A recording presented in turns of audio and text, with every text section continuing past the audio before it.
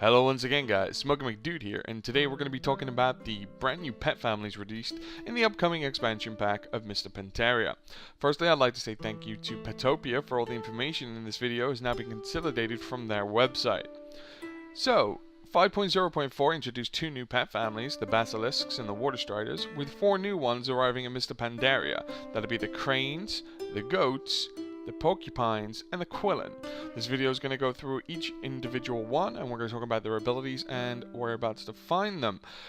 Instead of going through every single spawn location of where to find them, what I'm going to do is each one on the screen, the pet icon, you'll be able to click that, and that will link you to the Petopia website where you'll be able to find all the spawn locations. Okay, so let's move on. Right, so let's begin with the Basilisks. These were reintroduced in the patch 5.0 patch that was just released a couple of weeks ago. First ability, they have one special ability that is Petrifying Gaze. The Petrifying Gaze ability turns the target into stone for 3 seconds, causing them to be invulnerable. Very good ability, I can see being used a lot in PvP. I suppose you could use it in PvE on one of the ads if the ads are getting too close, and it can stun it for, you can keep it there for like 3 seconds. Hopefully that's enough time for your tank to be able to pick it up and you'll be okay with it. They don't have any exotic abilities or bonus abilities, but they do have the standard basic ability, which is Bite, which costs 25 focus. It's an instant cast and 3-second cooldown and must be cast within melee range. They eat fish and meat to regain their health. Okay, moving on, we're going to be looking at Water Striders. They are an exotic only pet, so they will only be a beast mastery pet. You will not be able to pick these up if you're survival or marksmanship. First ability is their special ability, and that's Surface Trot. It allows the hunter and the Water Strider to walk across the water for 10 minutes. Any damage will cancel the effect. Basically, it's just a standard water walking ability. I can't see this being used that much in PvP or PvE, maybe in PvP to get across the water quickly, like Death Knights can when they're carrying the flag and such, we'll see. But PvE, maybe, I don't know, maybe there's some water fights that we'll find later on in the game. Their next ability is an exotic ability, which is called Still Water. Infuses all party and raid members with Envision with Still Water. Basically what Still Water does, it increases their spell power by 10% and their critical strike chance by 5%. Great raid buff. This is more for 10-mans and 5-man dungeons, because mostly when you have a 25-man raid, you're going to be covered on all the buffs. So you're not going to really need a hunter to bring one of the buffs. The chances of not having it is quite low. But then again, it is good for all hunters to at least have one pet of each type that's going to give those buffs to the raid in their stables, ready to be called upon if someone doesn't turn up or if you're low on one person.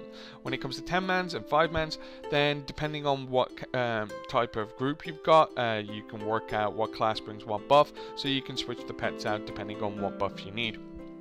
Finally, their basic ability again is Bite, exactly the same as the original Bite from the previous Basilisk. They eat fruit and fungus.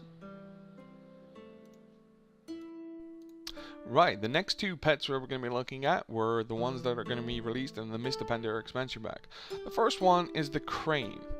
The Crane has a special ability called Lullaby, which puts the target to sleep for 4 seconds. This again can be used in definitely PvE and PvP situation for keeping ads away from healers. If a healer's about to pull aggro on an ad, shoot your pet over there with a blink strike and pop a lullaby on it, and it's going to hopefully get the target to sleep for 4 seconds, give the tank time to pick it up. In PvP, it's going to be a great ability. You know, it's another one of those CCs that people are going to have to either cleanse or get rid of or use a trinket. So it's a very, you can see it being used a lot in both circumstances. For the bonus ability, they do not have an exotic ability. Their bonus ability is Trick. It's a fluff ability. It just commands your bird to do a trick. Larger birds may not be interested. It's basically just a fluff ability, something funny you can do with your new pet.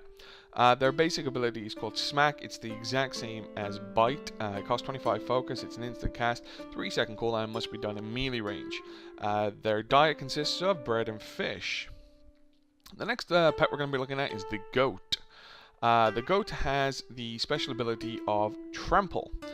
This ability is pretty good. I don't know how it's going to be used in PvE. Maybe if there's an ad that is a caster. Basically what Trample does is your pet goes up, kicks up a load of dust, and causes all enemies within a certain yards to have their spell cast increased by 50%.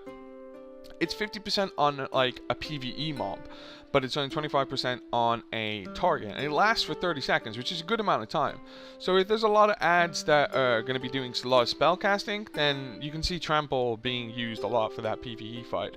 But for PvP, it's really good for against healers, because those healers are going to be able to, those big heals that they've got to cast for a couple of seconds, or 1 or 2 seconds, they're going to have to cast even longer, because that debuff's going to be on them, and it's something else that they've got to remove as well. So it's a very interesting ability. I can't wait to see that played in PvE and PvP. They do not have an exotic ability. They do not have a bonus ability. Their basic ability is the exact same as the Crane. It is Smack. Their diet consists of bread, cheese, fruit, fish, fungus, and meat. They pretty much eat everything. Everything you can get your hands on, which makes sense because ghosts do pretty much eat everything.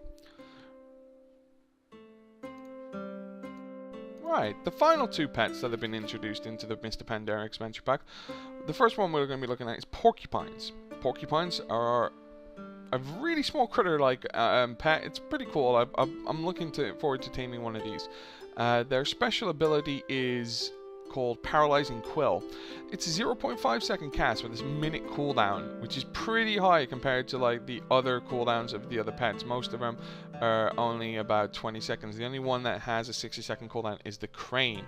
So this basically does, it fires paralyzing quills around the porcupine, incapacitating all enemies for 2 seconds. This is going to be amazing, I think, for PvP, because if someone's going to cap the flag or anything like that in a BG, you could run your pet in there, boom, paralyzing quill, stops everyone from capping, and locks them in place for 2 seconds, which is pretty OP, I think. I mean, it's only a 60-second cooldown, but PvE-wise, like if a tank is tanking a load of ads, but his health's going down and he ain't gonna get a heal or something like that, you can send your pet in, boom, stuns all the ads for 2 seconds. Healer's got a chance to get the tank back up to full, and boom, carry on. And I said boom 3 times there. But yeah, Paralyzing Quill is a very good ability. I think that's going to be very helpful in upcoming raids and PvP. They do not have an exotic ability. They do have a bonus ability, though. It's called Rest. Again, this is another fluff ability, I believe. I don't know if it's actually going to give your pet health back, but it commands your pet to take a rest. So we'll have to see what that does. Their basic ability is Claw. It's exactly the same as Smack, just a different name. 25 focus, melee range, 3-second cooldown, and it claws the enemy, causing damage. Finally, their diet consists of fungus. The final pet that we're going to see introduced into Mists of Pandaria is the Quilen. A Quilen is an exotic pet. That means it can only be tamed by a Beastmaster Hunter and used by a Beastmaster Hunter. Their first ability, which is their special ability, is Fearless Roar. The Quilen lets out a fearless roar, increasing the critical strike chance of all party members and raid members by 5% for 2 minutes. Again, same sort of thing I was talking about with the Water Strider. It brings a raid buff, depending on how your raid is organized, on what classes you're bringing and what classes you're not bringing. Fearless Roar may be useful or may not be useful. It depends on what your group consists of. Their exotic ability is Eternal Guardian. See, this ability sounds amazing, but it's not actually that good. I mean, it counts as one of the battle reses in a fight. Basically, it can res a target back to life with 20% life and 0% mana. That's the problem with this, I believe, the 0% mana part. I don't consider using this. You should have druids. You should have warlocks that can battle res. You've got DKs that can battle res. Your pet shouldn't have to battle res.